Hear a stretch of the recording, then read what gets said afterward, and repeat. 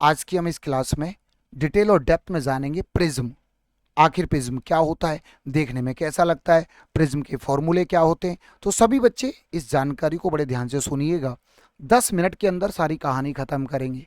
हाँ जी मेरे बेटा, शब्द होता है प्रिज्म, ठीक है। इसको हिंदी में हम प्रिज्म कहते हैं। बोर्ड पर आप देखना, एक ऐसी 3D आकृति जिसका अपर और बॉटम सेम होता है। एग्जाम्पल के तौर पे जैसे ये है, देखो ये ट्राइंगल है और मेरे बेटा ऊपर भी एक ट्राइंगल है। लो जी, ये हमारा प्रिज्म बन गया। आपने कहा सर जी बात तो एकदम सही है, तो जिसका अपर और बॉटम एकदम सेम होता है। क्या बोला मैंने, दोबारा बना दूं? तो दोबारा बना दे रहा हूं। आप मेरी बात को जरा ध्यान से सुनना। सर एक ट्राइंगल ये है और मेरे बेटा एक ट्राइंगल ये है। एक ऐसा 3D जिसका अपर और बॉटम हू बहू सेम होता है। आप देख सकते हैं, आप देख सकते हैं सर। हाँ जी, ये है सर, ऊपर भी ट्राइंगल है और नीचे भी ट्राइंगल है। तो इसको हमने प्रिज्म नाम दे दिया। अब प्रिज्म का बेस कुछ भी हो सकता है। अब हो सकता है कि भाई ये ना हो सकता है प्रिज्म आप ऐसा बना लें। आप देखो ध्यान से, जी सर ये रेक्टेंगल है और सर ये भी रेक्टेंगल है। अब आप कहेंगे सर जी बहुत बढ़िया। सर ये बोर्ड पर देखना बहुत ध्यान से, है ना। सर ये रहा। सर ये क्या है? सर ये भी प्रिज्म है क्या? यस ये भी प्रिज्म है। कुछ बच्चे तो इसको बोलेंगे सर क्यूब और क्यूबॉइड का नाम देंगे। सर घन और घनाभ, cube and cuboid is a part of prism. Cube and cuboid is a part of prism. हाँ, मैं इसको भी प्रिज्म का नाम दूंगा। मैं इसको भी प्रिज्म का नाम दूंगा। क्यों? क्योंकि मेरे बेटा समझने वाली बात यह है, समझने वाली बात यह है, इसका अपर पार्ट एक रेक्टेंगल है, इसका अपर पार्ट एक रेक्टेंगल है और मेरे बेटा इसका बॉटम भी क्या है, एक रेक्टेंगल है। तो हम इसको प्रिज्म का नाम देंगे। सबको क्लियर हो गया? और बना के बताऊं? और प्रिज्म की कुछ और डायग्राम देखो। लो भाई, ऊपर हमने ले लिया हेक्सागन, ऊपर हमने हेक्सागन ले लिया। आपने कहा सर जी बढ़िया। और मेरे बेटा मैंने नीचे भी हेक्सागन ले लिया। अब आप मेरी बात को सुनना। कोई बताएगा ये क्या है? सर ये प्रिज्म है, ऊपर भी हेक्सागन और नीचे भी हेक्सागन। तो एक ऐसा 3D सॉलिड जिसका अपर और बॉटम हूबहू सेम होता है, उसे हम प्रिज्म कहते हैं। अब भाई सही, आपने कहा सर जी बिल्कुल सही है।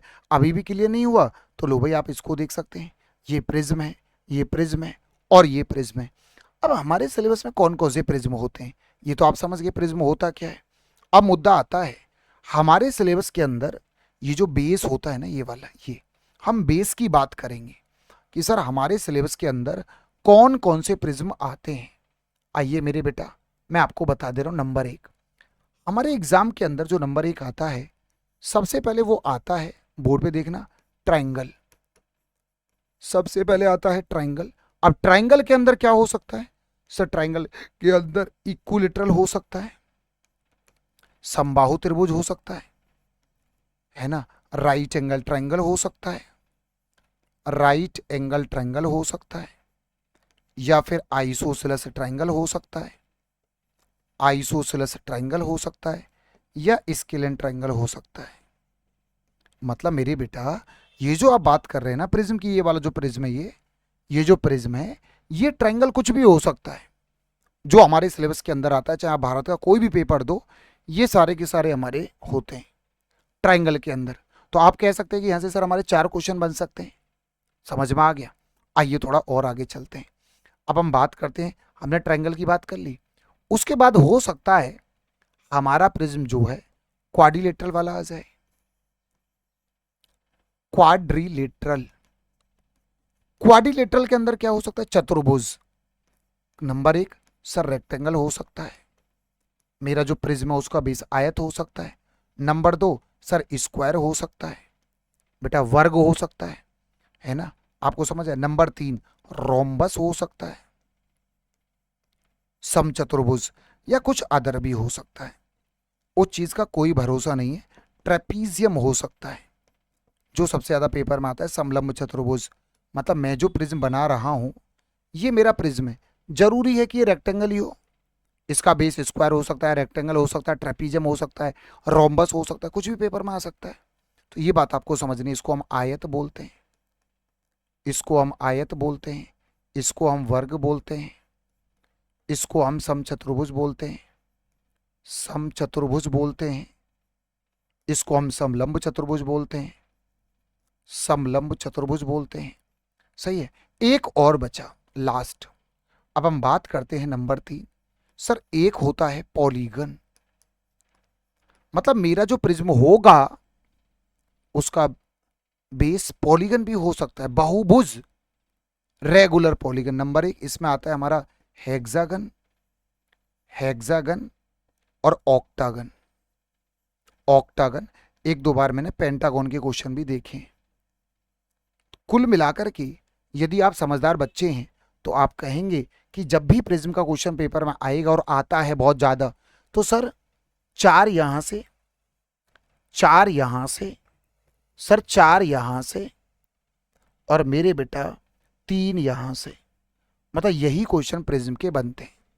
अब आप कहेंगे सर बात तो सही है, पर अब बता दो ना कि आप 10 मिनट में प्रिज्म के बारे में क्या बताना चाहते हो। अब मैं मुद्दे पर लेकर के आ रहा हूं, सारे बच्चे तैयार हो जाना, ठीक है। अब मैं आपको याद कराना चाहता हूं सिलेंडर। जब मैं छोटा था, मुझे आज भी याद है, मेरे टीचर ने मुझे याद कराए थे। जब मैं छोटा था ना, तो मेरे टीचर ने इनको मुझे याद कराया था कि भाई इसका वॉल्यूम याद कर लो, इसका आयतन वॉल्यूम की पाई आर स्क्वायर एच। मैंने याद कर लिया था।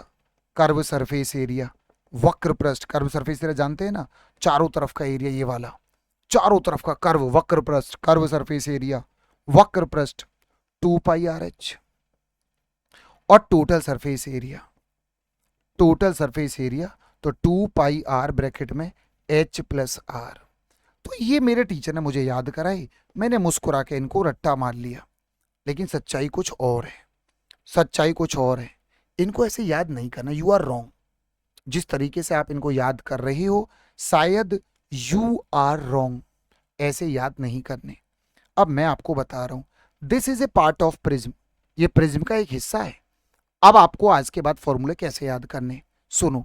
जब भी मैं प्रिज्म की बात करूंगा वॉल्यूम, आप बोलेंगे sir base area into height, base area into height. आप बोलेंगे सर ऐसा है पुष्पेंद्र सर, सबसे पहले इसका एरिया निकाल लो। सबसे पहले जो भी आपका प्रिज्म है उसका बेस एरिया निकाल लो sir, base area into height. बात खत्म हो गई, याद हो गया। अब हो सकता है बेस कुछ भी हो, मुझे उससे क्या लेना देना। तो मैं सबसे पहले इस प्रिज्म का बेस निकालूंगा, और वो बेस कुछ भी हो सकता है। बेस एरिया इंटू हाइट, इसका बेस सर्कल है, pi r square into h, circle का एरिया इंटू हाइट। चलो सर काम हो गया सर, बिल्कुल याद हो गया, मुझे भरोसा है सारे बच्चों को याद हो गया। Number 2, number 2 curve surface area, जिसको आप वक्र पृष्ठ बोलते हैं, यदि वो कर्व टाइप का घुमावदार, अदरवाइज हम इसको लेटरल सरफेस एरिया भी बोलते हैं। और इसका फॉर्मूला होता है base perimeter into height, base perimeter into height. इसका मतलब क्या है, मान लो मुझे इसके चारों तरफ कपड़ा चिपकाना है। एक बार 2 पाई आर, एक बार यदि मैं धागा, जैसे ये है 2 पाई आर, थोड़ा समझना बात को, मैं क्या कह रहा हूं। सबसे पहले आपको एक बात समझनी है, मान लो मुझे ये सिलेंडर है, मुझे इसके चारों तरफ धागा लपेटना है, 2 pi r h, 2 pi r, 2 pi r. पहले मैं इसका पेरीमीटर निकालूंगा, 2 पाई आर धागे की लंबाई, 2 pi r, 2 pi r, 2 pi r, कितनी ऊंचाई तक, एच ऊंचाई तक। तो सर मेरे बेटा बेस पेरीमीटर इंटू हाइट, यदि आपको सिलेंडर का लेटरल सरफेस एरिया निकालना है, इसके चारों तरफ मुझे कपड़ा लगाना है, 2 पाई आर एच, एक बार धागा लपेटूंगा 2 पाई आर, और एच ऊंचाई तक 2 pi r, 2 pi r, h height तक मैं जाऊंगा। क्या आपको बात समझ आई, समझ आया। तो आपको हमेशा करना क्या, कोई भी प्रिज्म हो, आपको पहले उसका पेरीमीटर निकालना है। आपको क्या निकालना, पेरीमीटर। इसका पेरीमीटर 2 पाई आर हो गया, इसका पेरीमीटर क्या हो जाएगा, ए 3a हो जाएगा। इसका पेरीमीटर क्या हो जाएगा, एल 2l, बी और बी 2b, तो twice of L plus B. तो आपको सबसे पहले क्या करना है, बेस पेरीमीटर, आधार की परिधि इंटू ऊंचाई। बोलो हाँ है ना। अब आता है ऐसा तीसरा फॉर्मूला, टोटल सरफेस एरिया, संपूर्ण पृष्ठ का क्षेत्रफल। मतलब सर चारों तरफ तो कपड़ा चिपका दिया, अब अपर और बॉटम और रह गया, मतलब मेरे बेटा ये तो लेना ही लेना है, कर्व सरफेस एरिया है ना, और प्लस ट्वाइस में बेस एरिया, बेस एरिया। एक बार दोबारा समझते हैं क्योंकि प्रिज्म के सारे फॉर्मूले हमारे हो चुके हैं और मुझे उम्मीद है आपको याद भी हो गए होंगे और आज के बाद आप भूलोगे भी नहीं। अच्छा ये बताओ पहले वॉल्यूम क्या होता है, कि मैं इसमें कितने लीटर पानी भर सकता हूँ। वॉल्यूम सर वो होता है बेस एरिया इंटू हाइट।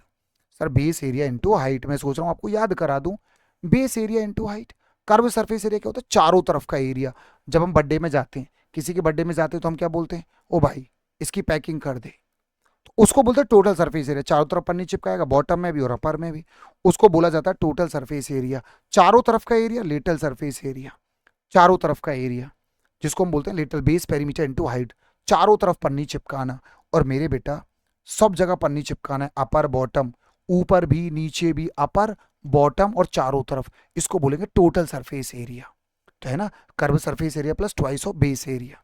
तो आई होप, मुझे उम्मीद है आपको बहुत अच्छे से बातें क्लियर हुई होंगी।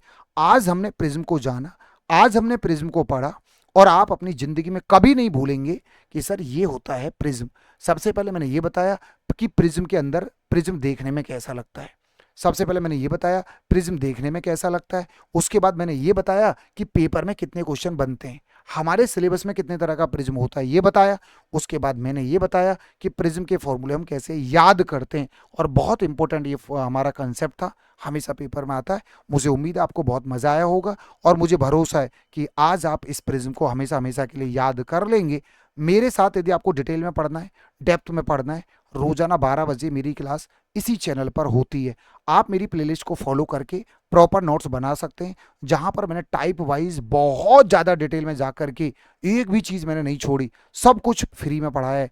तो मैं आपसे अपना बैच खरीदने के लिए नहीं बोल रहा हूँ, मैं सिर्फ इतना कह रहा हूँ कि आप मेरी प्लेलिस्ट को फॉलो करके प्रॉपर नोट्स बनाइए। लाइव पढ़ना है 12 बजे मेरे साथ जुड़िए। मुझे उम्मीद है आपको बहुत मजा आया होगा। बहुत बहुत धन्यवाद।